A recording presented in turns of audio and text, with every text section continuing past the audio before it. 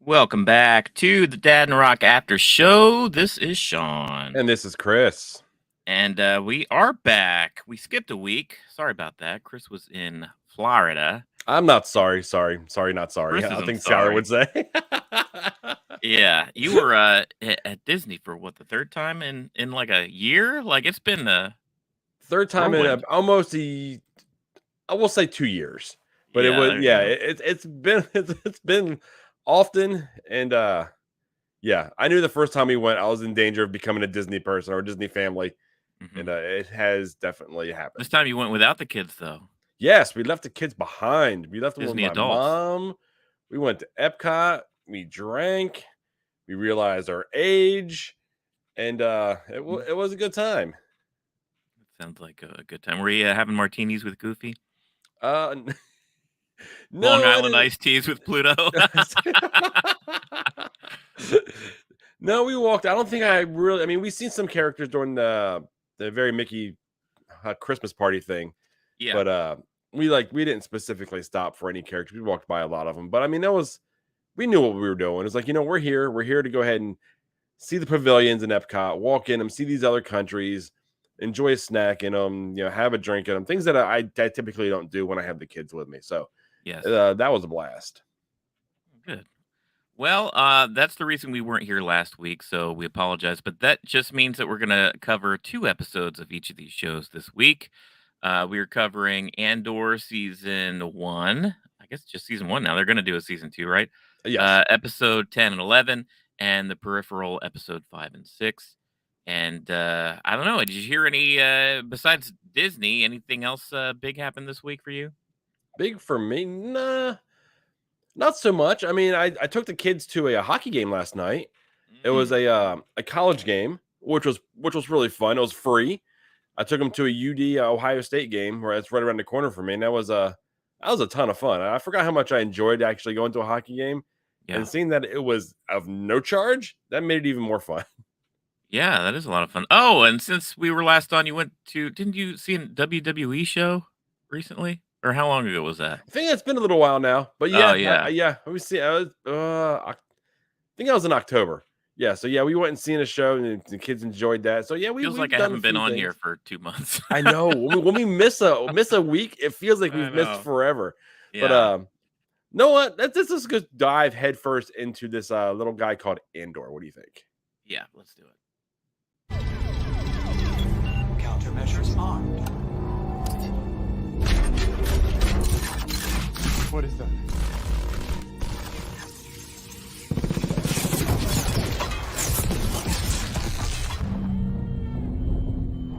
No, from a hull craft. Tractor beacon is failing us. I can see that. Where's my air wing?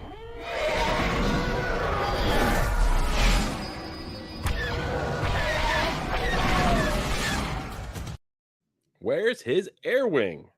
Yeah. Episode 10, we finally had the breakout. We were expecting that at episode 9, but we finally got in episode 10, the jailbreak. Yeah. And then episode 11 was kind of more setup, more intrigue. We actually did get to follow up directly with Andor's escape and see how he left that planet. And I don't know if the actual story of how he got off that planet was very satisfying, but at least we got to see it, which we hadn't seen before. Yeah, so we'll go back. What did you think of the jailbreak? I mean, that was like Andy Serkis, and I actually even I had a chance to put up a video real quick of just the ending of that scene. Yeah, where he's standing at the edge, one way out, swim. And I can't swim. Yeah, and he even knew pretty much. He knew I'm getting all these guys out, and I'm not getting out. Yeah, it really informed like if you watch it again, it kind of informs that performance of it adds to the hesitation that he has, even when he's like, Andor keeps coaxing him to like say more over the loudspeaker and stuff, and you got to imagine that he just knows that this is like his own death sentence. Because I mean, either he's gonna jump eventually or get pushed out of that crowd and fall and not be able to swim and die. Or he's going to be one of the only people that are left over with all these Imperials who are probably going to torture him. And he's probably going to die.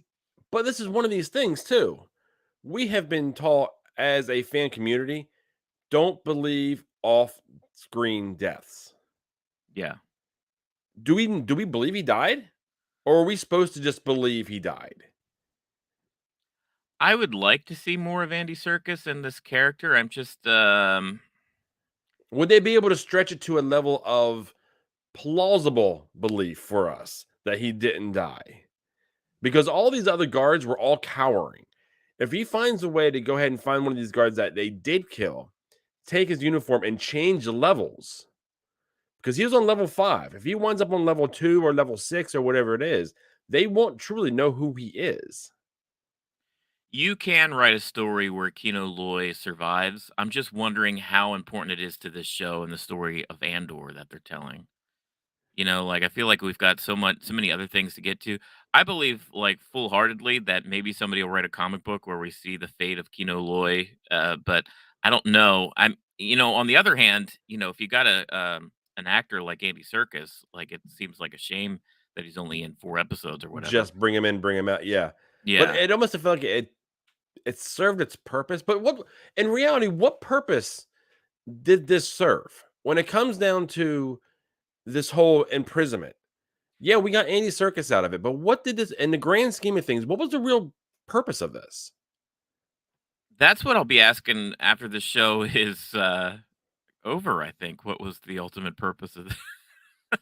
Look, it's a good show, don't get me wrong. But like it seems a little bit superfluous as far as the grand storytelling. Like the story of Andor is not necessarily the story of Andor. The story that they're telling in Andor is the story of the formation of the The rebellion. birth of the rebellion, yeah. Yeah, they're telling a bigger story. So I feel like this show should have been titled something else with Andor as a main character, no problem. But like the fact that we already know Andor's fate and he was just kind of like he wasn't even the main character in Rogue Squadron or Rogue Rogue One. One. So like but That was my that's the big thing when thing. they first announced this show. I'm like, hold on, he didn't even carry Rogue One. Why do Right. we need a show of a secondary character like this? Yeah. But like you said, though, it's not. It's more about Mon Mothma. It's more about This Luthen. Luthen character, yeah. It's more about them than it is actually about Andor, which seems weird to me. But like you said, I'm highly enjoying the show. This is a show that I love Yeah. watching. It's just the way that it's framed feels a little weird. So as much as I don't think the prison stuff was really necessary, it was good. Like as far as that kind of storytelling, Yeah, introducing new elements, having Andy Serkis, and even the other characters, like the fellow inmates that we got to know. We were introduced to Melshi, which we know ends up being in Rogue One. yeah. So I mean that in itself is pretty important. I like that. And you know what? I think overall what it did, it gave us a glimpse into the people that were holding on to the system of the empire. You know what I mean? Like it's like the old adage of like a frog boiling in water. Like if you do it slow enough, the frog doesn't notice that it's boiling and you're able to kill it. It's kind of like the story of the empire. They even say it like we don't notice the empire. The empire is like choking us so slowly that we don't know where that we're being choked out. I don't, Luthen says it Yeah, better, yeah, but yeah, yeah, yeah.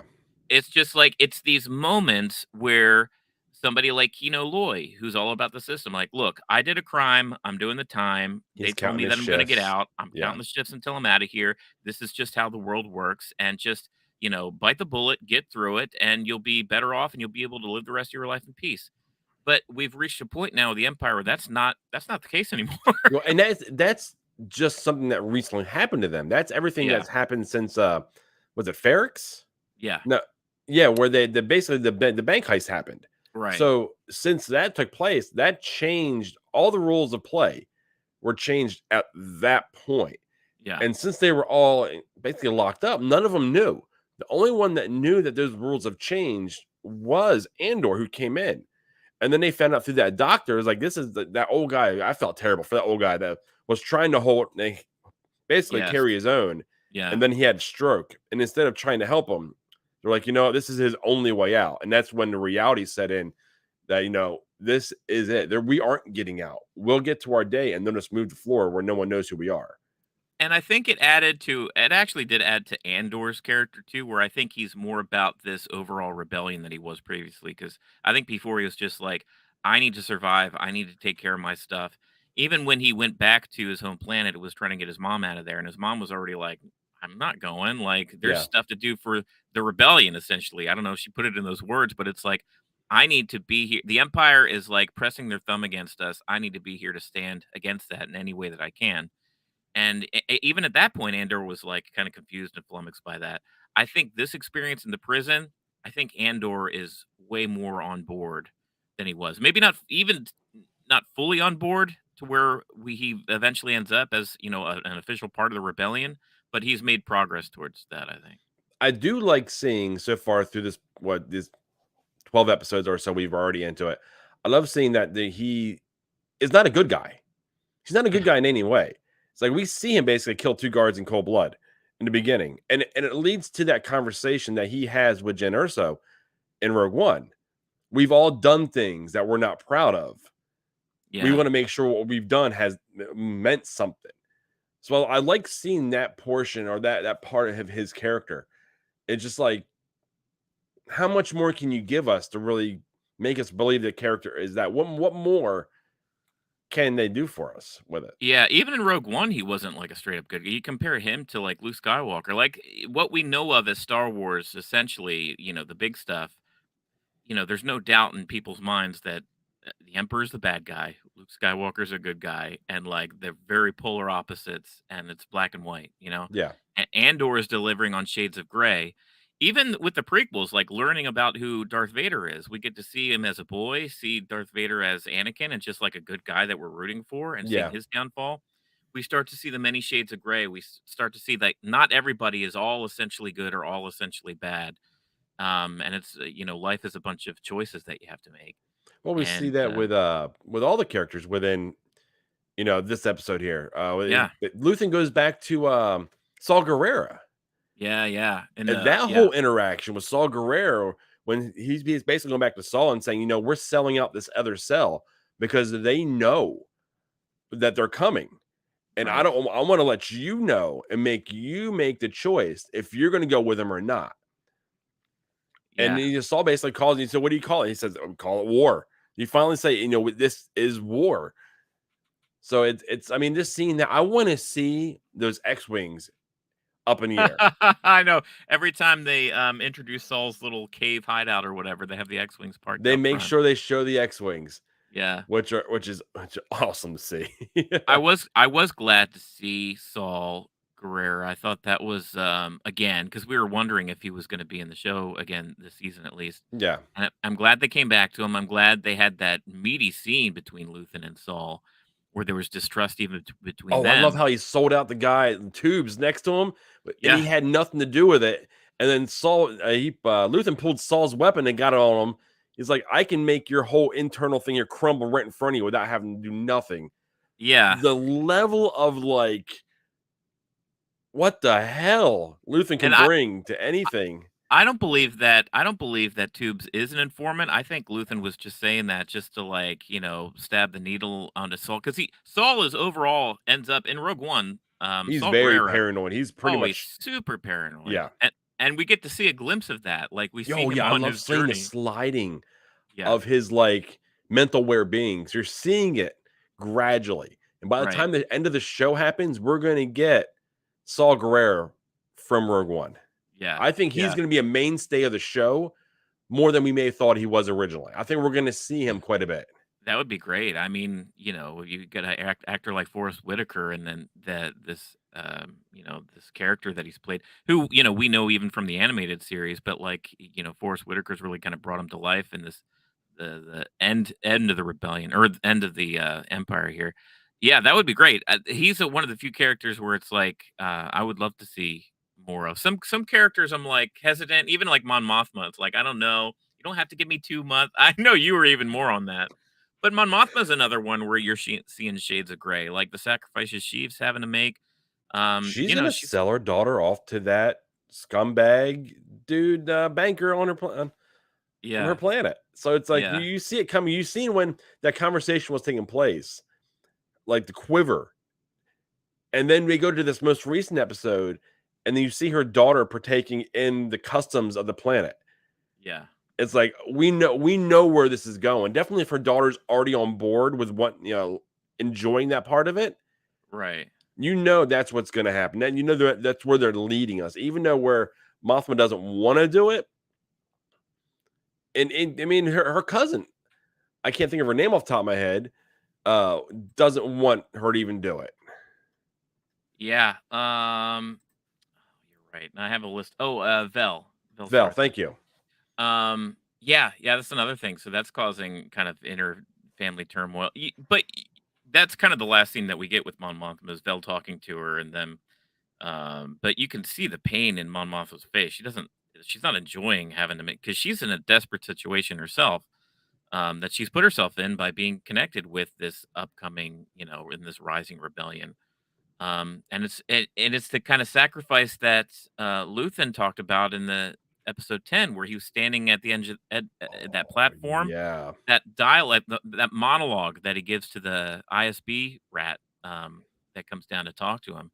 And he's just like, "You talking to me about sacrifice?" And he's just going on and on about like how his entire life is now dedicated Yeah. Pretty to much this saying, effort. I'm not getting out. I'm going to die in this role. Right. You're not leaving. I love that he Yeah. said, you're not going anywhere. I Yeah. love that.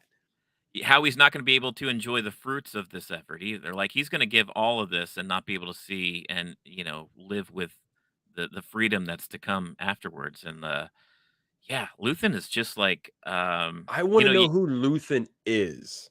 There's right. there's a lot of theories out there that Luthen may be, a Jedi that was sequestered. What would you think of that? If he was a Jedi and we never seen him actually, I meant to get a still because he hands over a lightsaber. No doubt in my mind. It's a Oh, I know lightsaber what he you're gives talking over about. when he's with Saw Gerrera. It Yeah. looks like a lightsaber to me that would have been made for a Wookiee because it Yeah. looked like it's made out of trees, and the Wookiees would have made theirs out of the trees on Kashyyyk. Hmm. So that was my first thought. That that's the lightsaber that wouldn't have been his lightsaber. And then we have the weapons on his actual ship that look like they are kyber powered. And then we also know that he handed Andor a kyber crystal. Where he has his shop that's a front, but is it more than a front? What if he was a bounty hunter? What if he wasn't? What if he was like the super spy bounty hunter? That would explain like all the technology and all the craftiness of him being able to like get away from situations, and that would even honestly that would even explain some of the artifacts, some of the kyber. Like say that he was a bounty hunter that killed a Jedi, took his lightsaber. Here's another crazy thought. What if he's an inquisitor that defected? Right? Could be Because that any would of those explain the things. red. That would explain the red, plus the fact that like even Obi-Wan Kenobi during this time period did not use his force powers. Like every past force user was really suppressing using that during this period because it's like, it's a big flashing red light saying, Yeah. "Here, come And get me." Vader could sense it, and so would Yeah. Palpatine. They would all sense somebody is using force in some manner. I can I'm of two minds because I feel like that makes sense for the character for him to be like this forward and this good at what he does, but like at the same time, I feel like there's room in the Star Wars galaxy to have somebody that's like this super spy, very crafty and not be a force user. You know what I mean? Like Yeah. Now, see, the reason I kind of like the idea, I like what you're saying. There's absolutely room. This galaxy is so big, someone like him could absolutely exist. yeah. But what I think would be awesome is because we never see him again. We don't see him beyond Rogue One. This character does not exist. Right. So what if they found out he was, and his fate was sealed by Vader in the end of season 2? That would be a fitting ending. For a character this cool to like the only like who's going to take down Luthen, I mean, it ends up just being Vader himself. Like he made some type of gaffe, and it threw those flags, and all of a sudden Vader was onto him, and Vader was kind of stalking him, and then the season finale was that.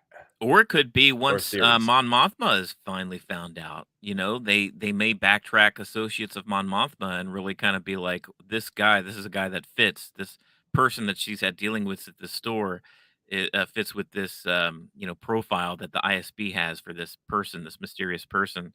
And yeah, even then, that whole thing could fall apart. I think you're right. He's not even in Rogue One, this character. No, So, yeah.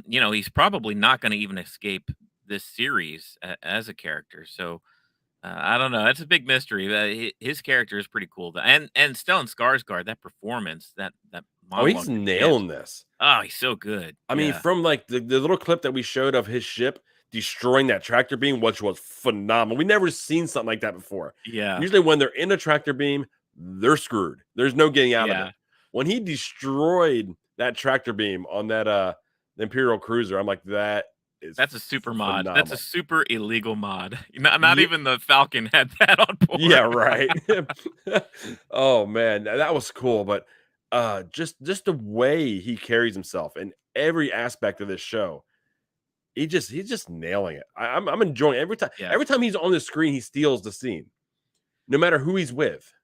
Yeah, I mean, I've mentioned it before, but just the actual actors that are on the show is just like, man, so good. A lot of these character actors, even the actors that plays, I know, you have your feelings about the character of Mon Mothma, Oh, but she's like nailing it though. the actress who plays that, like Yeah, you see the anguish on her face. She doesn't even have to say anything, and you know exactly what she's feeling on the inside. So yeah, all of these actors are killing it. yeah. I love it. Like I've talked about it now once already, but I love the fact that we got some Star Wars. Yeah, We got some battle in space yeah, because this show kind of deviates from traditional Star Wars. Like, it has in right, many ways, but the opening shots of the show aren't of a spacecraft flying into a planet. yeah. Usually we get that like they're flying in or there's a star destroyer or there's something in that aspect, and we're not They getting don't. this. That's right. Even transition shots or shots of spaceships flying through space. You get a ton of that in the Mandalorian and pretty much everything else that's Star Wars. This just kind of jump cuts from being already on planet. Like I'm on this planet now. I'm on this planet. There's no like transition of Yeah, they're not starships showing you where flying. you're flying into. They're relying Yeah, on you go because we're going to a planet that we knew that you know where we are now. There's no yeah. more no, the name isn't needed in the bottom left corner anymore. Even though it is for me. I don't know these planets, but Even to the point where, like, it's a little jarring, like, when the scene started with, Stellan Skarsgård, Luthen's character, like, coming back home to Coruscant, and you're outside you're, like, above Coruscant, and the cruiser's pulling in, and you get all that scene, that was a little jarring, like, "Oh, you're right," it's like, we don't see much of that in Andor, so when we do, it's like, "Oh, hey, we're getting some of this." yeah. So I mean, I've highly enjoyed it. It's something completely different. Oh, did you see that they're now putting these on Hulu, And ABC. ABC? There's Yeah. like 3 or 4 different places they're putting them outside of Disney Plus, and I don't know what to think of that. Are they not? I mean, the rumor has it is they're not getting the viewership from the show, Yeah. so they're trying to feed it out elsewhere to see if they can, that word of mouth can go ahead and pick up on it. But I I think think it's a good idea. yes, I and I I think the reason I think they're having issues with this, and this is coming from someone that does a lot of the books. yeah, This is a book. This right. this, this isn't a Star Wars traditional Star Wars. This is a traditional Star Wars book story where you don't get all the Star Wars, you don't get all the Jedi, you don't get all that. You get the political intrigue, you get all of that. That is the realm of the books in a lot of cases. So seeing that you're putting that now on television where people aren't used to that, Yeah, they're not gonna flock to it. yeah. You know what I mean? I think I agree with that, and I also think that this is very different from what they've put out on Disney Plus so far. I feel like Disney Plus has been around long enough to where it's like Disney Plus has like kind of garnered its own idea of what these extra shows are, like the Marvel and the Star Wars shows. Like they have a feeling to them now. Where this is Andor has been so kind of outside of that and different from what we've gotten so far. I think that they know that they have a good show on their hands and it deserves a wider audience. So they're just like, well, since it's kind of languishing a bit or not doing as well on Disney Plus as we'd hoped, we have the power to just put it out there on our other Yeah, channels we that have all we these other own. platforms. Let's put it out there and see what kind of word of mouth we can get from it. Yeah. So, and you're right. This show has a feeling of being on like an HBO or something. Like it's very much like it's adult Star Wars. It's talking more about like intrigue and some of the character growth and drama that we get a little bit of, but we also intermix that with on the other shows with a lot of action and laser guns and lightsabers and force usage and space battles, and there's not a lot of that in the No, show. we haven't got a whole lot of that at all. It's been a lot of ISB, Yeah, yeah, what's happening within the Senate, uh, how Andor is kind of slipping around, all that stuff, which I'm enjoying. But like you said, it's complete adult version of Star Wars, right. and there's nothing to compare this to when it comes to being, on television or in the movies. Everything else Yeah. has been, a little more, I don't want to say kid friendly, but that's essentially what it is. I mean, we love it, but it's flashy. Yeah, I am curious how this effort will work out, putting it out on Hulu and especially like ABC. I mean, you put it on network TV. There's still, I know what, streaming is becoming more and more popular and it seems to be more of the norm these days, Yeah. but there's still a whole swath of the general public where they don't tune into Hulu or Disney Plus. It's like they just turn on their TV to network TV or whatever, they're And still watch our getting CSIs. from their local cable company, right? Where Yeah. they might be exposed to this and be like, "Wow, this is really good," and tune Well, in I for mean, one of more those of it. things they just put on. Oh, Star Wars. I just put this on. Hold on. Yeah. What did I just watch? And then watch episode 2. I'm like, okay, I think I like this. So I Yeah. mean, yeah, no, it can absolutely work in their favor, and it's probably a good move for them to do. I didn't foresee them doing it though. I was actually Me shocked when I neither. seen them did it. Yeah. So, what do you guys think? You guys enjoying these episodes here? Is the show doing it for you? I mean, me and Sean both enjoy it. It's something new. It's something different. Like I said, it's a political intrigue. It's an adult type show. And is it giving you enough Star Wars feels? We've only got one episode left, don't we? No, I think there's 24 episodes. There's not 24 episodes of Andor. I'm Let's gonna, we have to I'm fact gonna. check you on that. Is That is there a only lot of 12 episodes. episodes? I thought it was 12. Something has 24, and I don't know what it is. Okay, maybe I'm getting shows mixed up. Maybe there 24 is had only one. 24. Man, we're Kiefer only Sutherland. okay. Well, we only have one more left. Looks like I done screwed that up. I was about to say 24. Wait, let's see. 24. Hold on. Now I'm looking. I'm on IMDb. Season 1. I got 12. Uh Oh, here's why. Because they're already listing a episode count for season 2 on IMDb. Okay, That's why. That's what it does say 24 on there. Okay, but they're saying okay. episode 2.1, 2.2. So we got See? a You were all right. You saw 24 somewhere. we got a comment here. I love comments. Hi guys, listening from the UK. What other Star Wars? I mean, the characters from Star Wars history would you like to watch? Or are you done with Star Wars franchise? Oh, you may have opened a bag of worms here. Honestly, Hold on, wait uh, a second. let me see. I like the series so far from Andor. Reminds me a lot of the Star Wars Rogue movie. Yep, Yeah, absolutely. I'm Same I'm a feeling. Rogue One is my favorite Star Wars movie. So that's one for me. I think we're going to get I actually not think I know we're getting my favorite character. And he's Yeah, yeah, coming. yeah.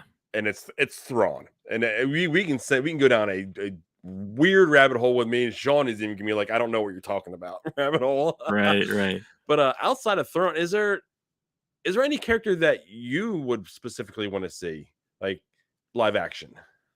Um, I don't know. I feel like here's what I'm looking forward to. I'm looking forward to what they have coming up with Ahsoka, because I feel like they're leading towards a very big event where we're gonna have. I don't know if I think they could even release a movie of it where we're gonna have sort of a big event that's like the end of Thrawn. Like Thrawn is the big bad guy, and it's versus like Thrawn, Ahsoka, like the characters from Rebels, with the Mandalorian, with Boba Fett possibly. Like I feel like some of the storytelling post Return of the Jedi that they've been doing, I think there's a big story to tell between Return of the Jedi and The Force Awakens. That 30-year span. And they're starting to, the other Disney Plus shows, and we know that Ahsoka is going to kind of take place around that time Yeah. and follow up with Mandalorian season 3. I think we are heading towards a big event, either on Disney Plus or a movie, where it's going to be a big conflict with Thrawn, and kind of tell the end of his story. But See, beyond, I don't think they can tell the end of Thrawn's story. I think Thrawn is such a has cult following between the legend stuff and now the stuff that is considered canon. Mhm. I don't think they can kill that character off. Oh, you I don't think think I think they would be doing a disservice if they killed him off. I shouldn't have even mentioned Thrawn. I should have mentioned it. I'm You sh- also looking forward to the Acolyte, the stuff that takes place way yes, back yes, the then. High Republic stuff. Yeah. That's I mean, the High Republic stuff's been hit or miss for me. I've been going through a lot of the adult novels in it and some of the young adult novels. Uh some of it's been really good, some of it's been kind of hit or miss, but I want to know where they're going with the Acolyte because the Acolyte is supposed to be basically the end of the High Republic. Hmm. And we're seeing forces that are using like dark side type, force users, but nothing that is saying they're, Sith or any type of dark side users. Yeah, because to what people, as far as like the movie and TV shows watchers know of the Star Wars universe, is like, the return of the Sith. Pretty much Palpatine and Vader were the return of the Sith. But that's not true. Like, they weren't the first ones to pop back up. Sith came about, at least generations before Palpatine even, turned to the dark side or whatever. So, as far as the return of the Sith, I feel like that's what the Acolyte's going to focus on up, like, because the Sith had been dead for millennia. So Yeah. what brought them back about? How were they able to stay so hidden? Was it the rule of two? Some more information around the Sith as a whole. Will we get to see Palpatine's master? I forget. Not Cypher DS. That's another one. Darth Plagueis. Yeah, Plagueis, yeah. Will we see Plagueis in this new show, The Acolyte? What's it even going to look like? I'm just looking forward to seeing a different era of the Star Wars galaxy put to live action. Yeah, Because I 'cause I think mean, there's characters like the Nihil. The Nihil aren't force mhm, users, right. but they've got one guy that's able to control someone that has the ability of a Skywalker. Now, I say Skywalker and not a Luke Skywalker. What the Chiss use to travel through hyperspace are young children that have the ability to navigate everything. They're called Skywalkers. So essentially, the Nihil have an old woman that can do this, and she's given them paths and everything to be able to infiltrate the High Republic, do this, raid planets, and do all that stuff. So I would like to see in the actual Acolyte the downfall of the Nihil, and Are maybe those I'm sorry to interrupt you. These Skywalker children that are able to give the Chiss the ability to hyperspace travel, are they and sorry guys, we're off on a Star Wars tangent now. You got us. Missy did it. Missy asked a question and she opened up a wormhole here, but these kids, are they of a specific race or do they look human nope, they're or Chiss. oh, they're Chiss. Yeah, Okay. certain Chiss children that are identified. You can say like the Jedi would identify a young child that's high in the metachlorians. Yeah, yeah, yeah. It's kind of like that. They have the ability, and then they lose that ability usually when they become. I think it's like 10 or 11. It Mhm. fades. So it's when they're younger they're able to do this. They navigate for them, and I that's how see. they're able to navigate through hyperspace. I just thought it'd be interesting if like one of these navigators, one of these kids is like a human and ends up settling on Tatooine or something somehow and becomes a descendant to the Skywalkers that we know that All we know goes and back love. to Tatooine. No, Yeah, I know. Well, Shmi, I mean, where's Shmi come from? That's who I want. you What want character some do I want to see the Shmi. back? Yeah, Shmi Skywalker. This is sad and funny that the next thing I thought of was Hook. Shmi. Oh yeah. Oh man, yeah. So I That should would like to. probably do it for our Star Wars talk today. Yeah, yeah. That's probably not a bad bad idea. Well, thanks for the question, Missy. That was a very fun and dangerous one for us. Yeah. But if you guys are enjoying the show, we are live, we are interactive. Anytime that you drop a question on us, we'll answer it here. And if it is after the fact the show is over, we'll respond to it in the comments. So go ahead and hit that like button, hit that subscribe button, and make sure you join our community along the way. But we have another one here. This is one that's a little more off the beaten path. This one's called The Peripheral on Amazon.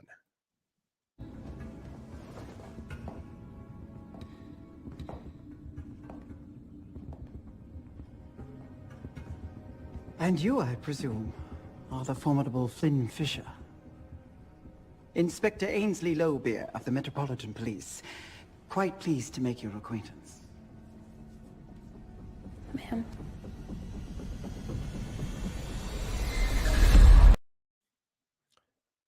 Okay.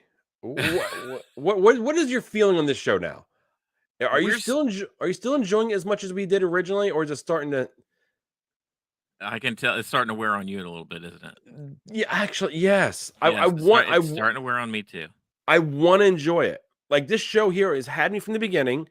Uh, the last one I watched before I watched these two yesterday was the explanation of the jackpot. I Mhm. was like, okay, that's really intriguing. I'm liking that. And then I jump into these two episodes, and I've got a phone, you know, Your meter. test. Yeah, Yeah, test. If I pick up my phone, you've lost me. Like right. if I start watching it like this, Yeah, I'm not fully intrigued anymore. And that right. at the beginning of the show, I was fully into. I wasn't picking up my phone. They had me. These two episodes, I had my phone in my hand. Yeah.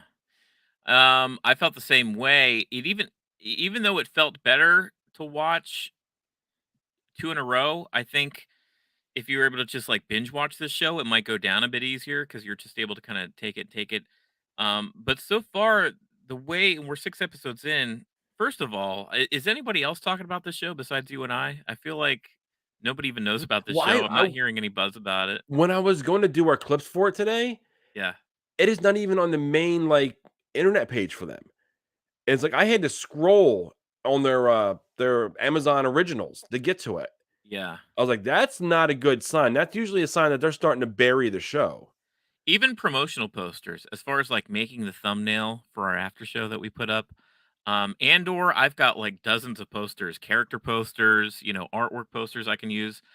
There's essentially 2 posters, both of Chloe Grace Moretz, one with her hair down, one with her hair up, and that's it. As far as, like, images I can use as a poster for the show for a thumbnail.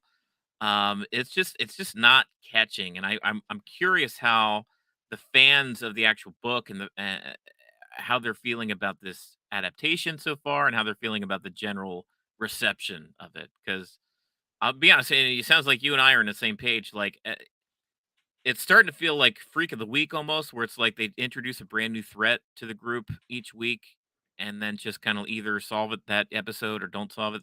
Like the serial killer now that's a part of this thing.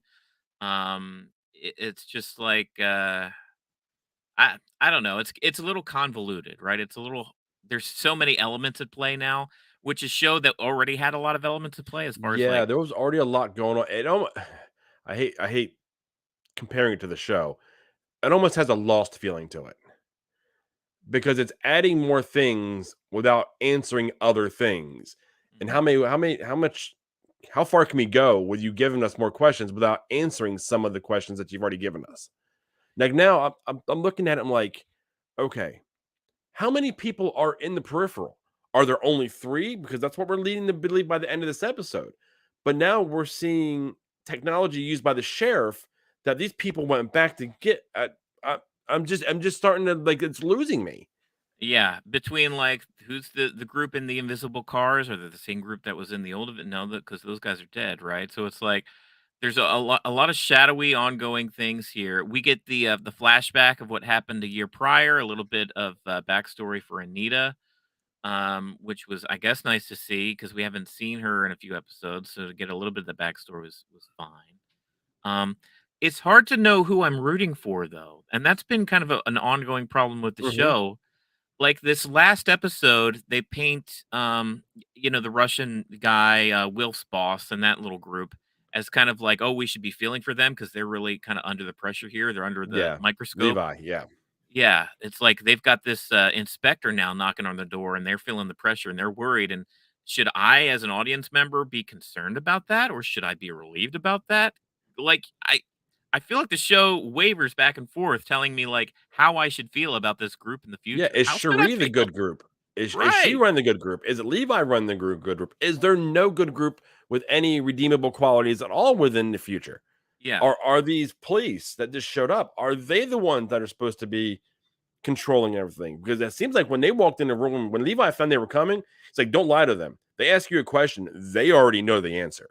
Right. They're not asking for the information. They're asking to see if you are being straight with us. Yeah. And I'm like, I don't know. And then she's like, even saying, she mentioned like, so you're going to the past, not our past, but another past, Right. and changing things. Like we now know that's where the haptics come from. Hmm.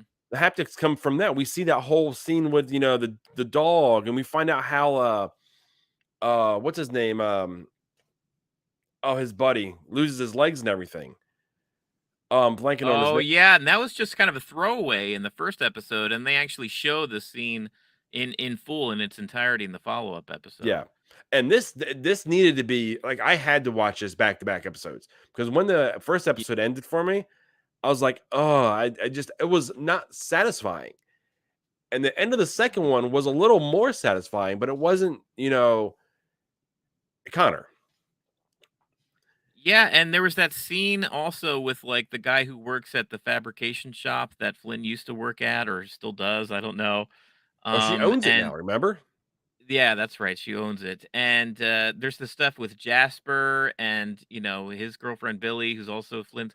It's like there's so many elements that it's getting a little hard to like fit it all in on us. I think the show itself is having a hard time fitting it all in because we're jumping around so much. Well, then we found out Um, like the London isn't London. Like we're right. seeing, then when basically Wilf does that whole thing on his hand, Yeah, yeah, yeah, everything yeah. kind of I goes see. away, and it shows what's truly there. So they can't even truly believe their eyes in the situation that they're in. So Right. it harkened back to me when you were like, every future story is like an Armageddon that it's like a dystopia. Yeah. So I'm like, that was the first thing that came to my mind when they actually erased all the things that are fake and show you what's truly there. I'm like, oh, come on. If this show, I think I would enjoy the show a lot more if you like simplified the premise a bit more. Where say this future group, they are living in this dystopian world where they have a bunch of technology, but the earth is pretty much dying, humanity's dying along with it. Somehow they devise a device that they can communicate with people in the past through this VR headset or whatever, assign missions to this group like Chloe Grace Moretz's character Flynn, their brothers, and if they were receiving missions on like how to stop the jackpot from happening. That was my thought. My thought is that they're trying to prevent the jackpot from happening, even though they gave us the premise of saying once it is started, you can't stop it. Right. But if the But whole if they were, purpose of them trying to intervene and go back to before it starts, yeah, or before the end of that first portion started, them trying to prevent everything from what happens to what they're in now, I can almost buy that. But like you said, there's so many moving pieces here. yeah, and I don't know. Like I said, I don't know who to root for. Missy, she brings up another point here. I've watched 3 episodes so far, but it seems like I watched this type of sci-fi show before. I think the concept is not new. What do you think? And I really felt that, especially when they start doing like the Matrix jujitsu fighting in the future in their leather outfits. I'm like, Oh no, I didn't even okay, get that. I Matrix. didn't even Like, feel that. But now that you say that, yeah, I'm like, okay, so now we're watching the Matrix. It's just like it's those very. Blade you brought up, yeah, Yeah, just well, like Blade Runner, yeah. derivative of some other stuff. And the show is good when it's got its own unique hook and it's got its own unique storytelling devices. But I think there's so many other influences and them juggling so many pieces that it's losing the thread a little bit with me as a Is viewer. this a classic like issue of them not trying to adapt the book, but telling the book story identically to what it is? So it feels like within a book, you're going to get a lot. Like there's no Yes. way you're going to get like Lord of the Rings, Tolkien's Lord of the Rings, the book on screen. It was just too much, Yeah. You and they gotta cut changed some it. stuff. Even Peter Jackson films, they're beloved, but he didn't have Tom Bombadil in those because it just didn't work, didn't Yeah, fit. and I'm So looking yeah. right in front of me. I've got my son, Ready Player One that's sitting here. But Mhm. the movie is so much different than the book, because the book could not be adapted to, to actual film Yeah. the way it was. It wouldn't have worked. So are we looking at like them trying to adapt the book too closely to the book and not try to tell the story that would work on film? Um, it could be that. It's hard for us to judge because we don't know how the book reads and what's actually in there, but it feels that way to me. I'm curious if you guys are watching and if you're fans of the show, and if you are a peripheral book reader, how's it compare as far as this actual adaptation? Like, are they trying to do too much, or is this maybe this is exactly how the book is, and people that are fans of the book are like thrilled with this show, and you and I are just kind of losing the thread here. I don't know. It's hard to gauge. Yeah, or they're just playing the long game, and we just gotta, hang on to it and see if it pays off. Yeah. That's just one of the things. It may pay off great, but right now it's feeling like we're getting further and further behind the story. And like I love the acting, just like we were saying about Mhm. Andor. I think Chloe Moretz, she's doing a great job. Her brother, Connor, all of them. I buy that group. That group to me feels like a family union. Mhm. And then when they go forward to the future group, I feel like I buy that too, because the actors are selling it right. It's the story they're trying to tell it within all these groups. I think it's where it's really starting to lack for me. Why did they all of a sudden start making Connor a peripheral or a stub? Why did that take place? Did it automatically take place because he put on the haptics once? Or are they able to tap into the past and heard the conversation that Connor wants to do this? Yeah, and time travel as a whole is a really sketchy subject to keep in mind. I mean, even in the Back to the Future movies, Doc Brown had to pull out a chalkboard and explain to the audience what the plot was for Back to the Future 2. You know what I mean? Like, you've got to, every now and then, you have to, like, give us a bit of an information dump about how time travel, and that's the peril of telling time travel stories in your movie, in your book, in your TV show. The Terminator has different rules than Back to the Future, has different rules than, Yeah. all this Time As Cop. long It as has you different set rules your than rules and Peripheral. your parameters and you hold to your rules and your parameters, Yeah. it's fine. But if you don't set any rules or any parameters and you expect us to figure out what they are and then you bend them and change them as long as the show goes, that's when you start really getting Yeah, loopy. and the whole thing with this time travel in the Peripheral is these stubs or these, like, realities that end up changing because they even mentioned it in this episode, I think, when they're trying to catch up the inspector, on, what they've been doing. So she kinda gives a brief overview, like, "Okay, well, so what happened?" So, Flynn didn't receive the VR headset in our past that actually happened with the jackpot. So you've created a new rally at it that basically so all these branches, right? Kind of what we got in Loki, right? Where stuff branches off Yeah. and what are the stubs and what does that mean for the people in that universe and that they kind of mention it by name, but then they just keep rolling. Don't think about it too hard. But it's like if you don't want me to think about it, then don't bring it up. Don't bring it up. Yeah. And who really are these royal police? Yeah. Do they have a level of like I don't know. I feel like they're above everybody, not just because they're police, but there's like a level of knowledge that they have is beyond everything too. Because everyone was terrified of them. Everyone was like, "They're here. We have issues." Right.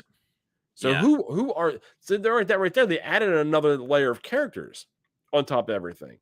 On top of us Mhm. now knowing that the sheriff locally is in bed with one of these groups as well. Right. Yeah.